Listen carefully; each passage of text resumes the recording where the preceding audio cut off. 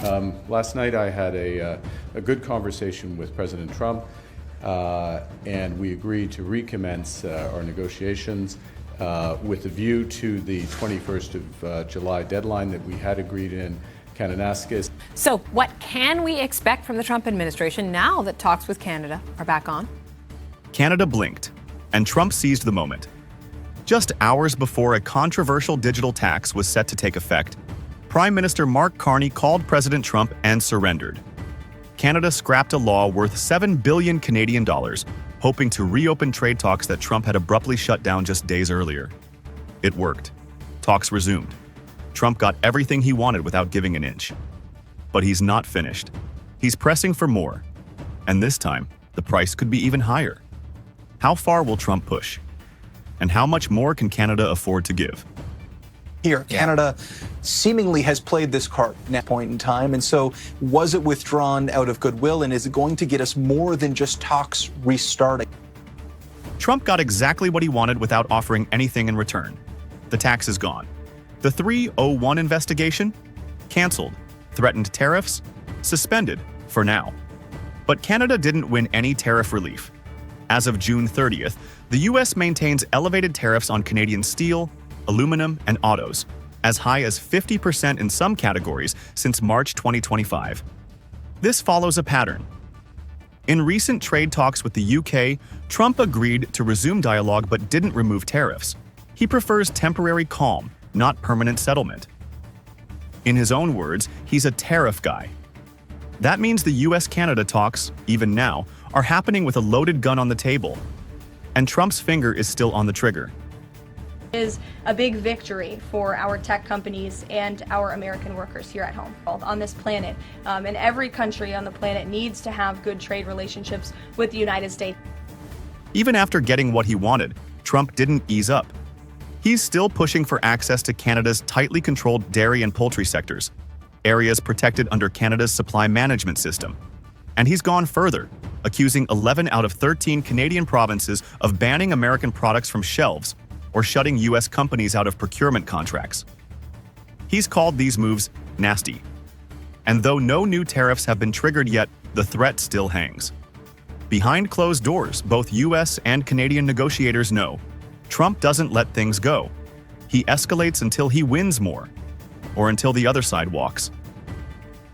In Mr. Carney's comments earlier today, he talked about this being part of a larger negotiation, but he said it was expected as part of a bigger deal. He talked about it not making sense to collect these revenues and later have to remit them, almost positioning this.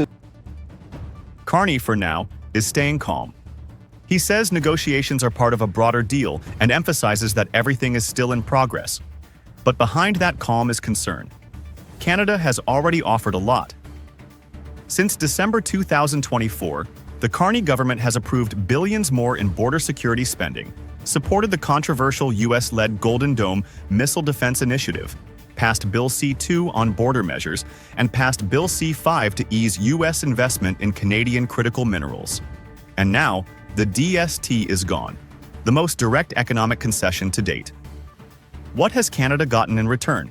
Not much. No tariff relief. No market access wins. No permanent guarantees. Trade expert Stuart True calls this an extremely high price to pay just to return to negotiations, with no guarantee of success.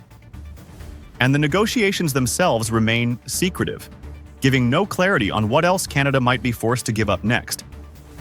Both sides are aiming for a final deal by July 21st, less than 3 weeks away. But even with talks back on, nothing is certain. If Trump refuses to offer meaningful concessions, like tariff rollbacks or access guarantees, this apparent victory may unravel. Carney could walk away again, this time with a stronger case. Canadian Parliament might block deeper concessions, especially on agriculture. Or Canada could quietly lean more toward Europe, rebalancing its trade ties beyond Washington. Trump may have won this round, but if he overreaches, if he demands too much, offers too little, and pushes too hard, he risks losing the very deal he just got back on track. Because even the quietest partner can flip the table when pushed too far. There is a major development tonight in Canada-U.S. trade talks. Late this evening, the federal government suddenly announcing it is now rescinding its tax targeting big tech companies. The Prime Minister is saying talks can now resume. Days. Well, in the statement, the Prime Minister says this announcement supports a resumption of negotiation. Canada just made a move no one saw coming. After weeks of threats, stalled talks, and rising tension, Ottawa reversed course, abandoning a tax that had pushed U.S. relations to the edge. Within hours, the White House signaled it was ready to talk again. To many, it looked like diplomacy, but behind the scenes, it was something else, a test of leverage, pressure, and political will. Trump forced the retreat. But the question now isn't what he won. It's what he still wants next. On Sunday night, just hours before the tax was scheduled to take effect, Canada folded. Finance Minister François-Philippe Champagne announced that the government would rescind the digital services tax. Legislation would be introduced to formally cancel it. The reason? To reopen negotiations for what both governments called a mutually beneficial comprehensive trade arrangement. The timing was no coincidence. The 3% digital tax, aimed at large U.S. tech firms like Google, Meta, and Amazon, had been in the works for years. It was retroactive to 2022, and the first round of payments, worth 2.7 billion Canadian dollars from American companies alone, according to the Department of Finance, was set to begin on July 1st. But with that date looming, Trump's threat landed like a hammer. He'd warned that unless the tax disappeared, talks were done, and new tariffs, possibly starting at 25% on all Canadian exports, were next. Faced with the possibility of economic retaliation, Canada stepped back. It wasn't just Trump's pressure. Major Canadian business groups, including the Business Council of Canada and the Chamber of Commerce, had also urged the government to rethink the tax, citing risks to investment and long-term trade stability. And so, after months of insisting otherwise, Canada pulled the plug, quietly, strategically, but undeniably. And Trump thinks he holds all the cards. I'm not sure that's true. But U.S. is in a powerful position vis-a-vis Canada. 80% of our exports go to the United States. Unknown, but I suspect that as part of this tough negotiation and bluster even from Trump, we will see a higher than expected tariff rate indicated to us. To many, it looked like a clean victory for Trump. He drew a red line and Canada crossed back over it. But observers are asking, was this the end game or just round one? The digital tax was never Trump's only grievance. For years, he's railed against Canada's supply management system for dairy, eggs, and poultry. He's targeted Canada's telecom restrictions, its banking barriers, and what he calls non-tariff trade weapons. And while some of these complaints have appeared in U.S. trade reports going back to the Clinton era, Trump is the first president in decades to leverage them all at once. As Canadian business analyst Ian Lee points out, Trump's real demand is simple. Everything needs to be on the table. And until now, Canada had refused. It excluded agriculture. It excluded telecom. It excluded DST. Now, at least one of those is back in play. In this light, the tax reversal is less a conclusion than a signal. Trump's strategy is working, and he's not done negotiating. The mouse and the elephant, we're the mouse, they're the 5-ton elephant. Yeah. So I'm not saying we lie down on the carpet and give up. I'm saying we go to them and say, look, we'll put everything on the table. Both sides now say they're working toward a new deal, set to be finalized by July 21st, 2025. But the road there will not be smooth. Trump still holds the threat of tariffs, including the broader reciprocal tariff deadline facing dozens of countries on July 9th, which could trigger sweeping taxes unless deals are reached. Canada, meanwhile, remains economically vulnerable. Nearly 80% of its exports go to the U.S., according to 2024 trade data from the U.S. Department of Commerce.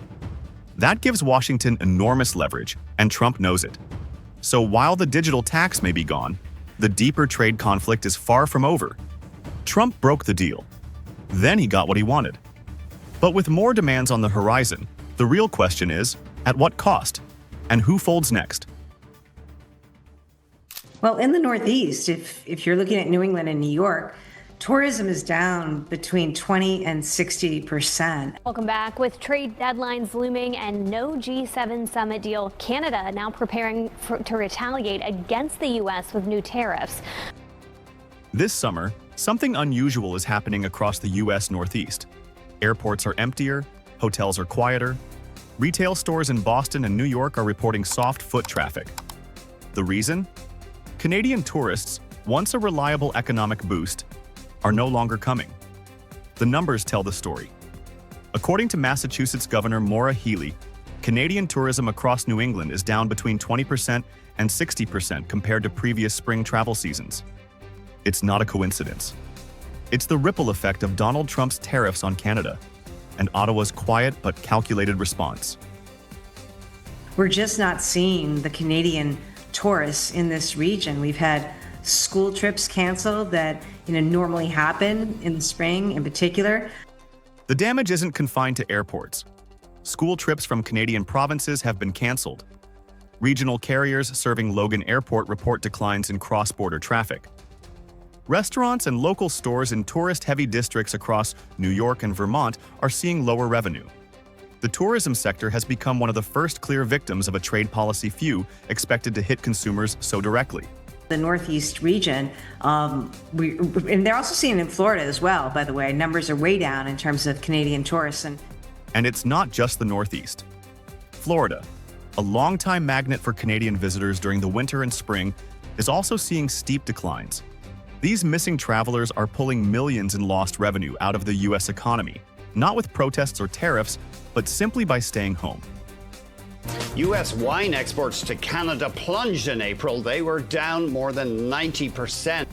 While tourists are disappearing, so is the wine. In April 2025, U.S. wine exports to Canada dropped by a staggering 93% year over year, based on trade data reported by CBC News and the American Association of Wine Economists. That's not a typo. 93%. Before the tariffs, Canada accounted for over 1/3 of U.S. wine exports by value, largely higher-end wines averaging $7.50 per bottle, significantly above the global average export price of $5. With those exports now nearly halted, U.S. producers are facing a glut in supply. Wineries in California, where 93% of U.S. wine is produced, are now left with surplus stock and falling prices. Bulk buyers like the UK still exist, but at much lower prices. Premium markets like Canada and China are closing. Overall, U.S. wine exports fell 43% in April 2025 compared to April 2024. The fallout isn't theoretical. It's hitting balance sheets across agriculture, logistics, and distribution.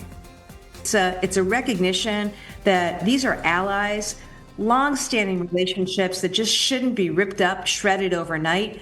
Beyond travel and wine, broader economic pressures are emerging on both sides of the border. In the U.S., tariffs on Canadian aluminum and steel are already being passed down to consumers. A 2025 report from the Healey administration estimates that New England households could see a combined $2.5 billion increase in heating bills over the next several years, driven by higher costs of imported materials. Meanwhile, small businesses in retail, food service, and even health sectors are seeing higher input costs. Many are now reconsidering Canada-based suppliers or trimming operations. In Canada, the pressure is more indirect, but real. Supply chains connected to U.S. markets are strained. Exporters are adjusting to bypass American ports, and consumers are seeing delays in substitution on imported goods. This is no longer a tariff dispute at the policy level. It's an everyday economic problem for workers, consumers, and local economies. Carney is determined to protect Canadian businesses. We're willing to sign a security and economic or commercial agreement with the United States that's in Canada's best interest, and only that. Prime Minister Mark Carney has kept his words measured, but his timeline is now fixed. If no trade deal is reached with the U.S. by July 21st, Canada will impose new tariffs on American steel and aluminum. The announcement came less than 3 weeks after the G7 summit in Alberta, where Trump signed a separate deal with the UK but left negotiations with Canada unresolved. Carney has said Canada is open to a bilateral agreement, but only one that aligns with its national interests. His strategy is pressure without escalation. Let the economic damage speak louder than political rhetoric. Canada didn't shout. It didn't launch a campaign. It just stepped back. The drop in tourists, the collapse in wine exports, and rising consumer costs, these are the quiet consequences of a trade war that's no longer theoretical. And while Trump's tariffs continue to stir debate in Washington, the real impact is being felt in store aisles, gas bills, and unsold crates of California wine. This isn't just about policy anymore. It's about pain. And who's willing to end it first?